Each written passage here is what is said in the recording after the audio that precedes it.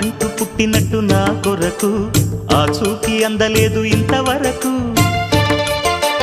వచ్చింది గాని ఈడు ఒంటి వరకు వేధించలేదు నన్ను జంట కొరకు. చూశాక ఒక్కసారి ఇంత వెలుగు నా వంక రాను అంది కంటి కునుకు.